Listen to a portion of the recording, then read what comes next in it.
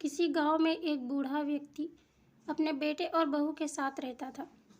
परिवार सुखी संपन्न था, किसी तरह की कोई परेशानी नहीं थी। बूढ़ा बाप जो किसी समय अच्छा खासा नौजवान था, आज बुढ़ापे से हार गया था। चलते समय लड़खड़ाता था, लाठी की जरूरत पड़ने लगी। चेहरा झुर्रियों से भर चुका था, बस अपना जीवन किसी तरह व्यतीत कर रहा था। घर में एक चीज अच्छी थी कि शाम को खाना खाते समय पूरा परिवार एक साथ टेबल पर बैठकर खाना खाता था। एक दिन ऐसे ही शाम को जब सारे लोग खाना खाने बैठे, बेटा ऑफिस से आया था। भूख ज़्यादा थी, सो जल्दी से खाना खाने बैठ गया और साथ में बहू और उसका एक बेटा भी खाना खाने लगे। बूढ़े हाथ जैसे ही थाली उठाने को हुए, थाली हाथ से छिटक गई। थोड़ी दाल टेबल पे गिर गई।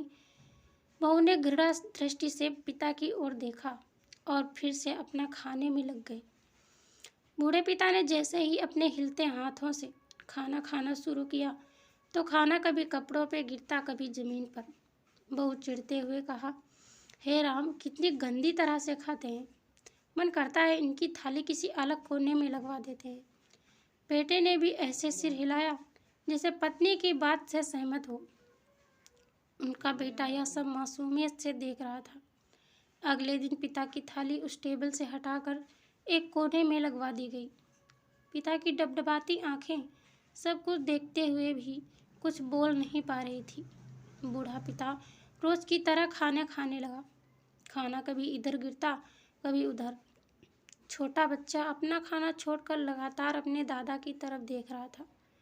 माँ ने पूछा, बेटा क्या हुआ, तुम दादा की तरफ क्यों देख रहे हो और खाना क्यों नहीं खा रहे? बच्चा बड़ी मासूमियत से बोला, माँ, मैं सीख रहा हूँ कि वृद्धों के साथ कैसा व्यवहार करना चाहिए। जब मैं बड़ा हो जाऊँगा और आप लोग बूढ़े हो जाओगे तो मैं भी आपको इसी तरह कोने में खाना खिलाया करूँगा। बच्चे के मुंह से ऐसा सुनते ही बेटे और बहू दोनों कांप उठे। शायद बच्चे की बात उनके मन में बैठ गई थी, क्योंकि बच्चे ने मासूमियत के साथ एक बहुत बड़ा सबक दोनों लोगों को दिया था। बेटे ने जल्दी से आगे बढ़कर पिता को उठाया और वापस टेबल पे खाने के लिए बिठा दिया। कहानी से शिक्षा मिलती है कि माँ बाप इस दुनिया की सबसे बड़ी पूंजी हैं।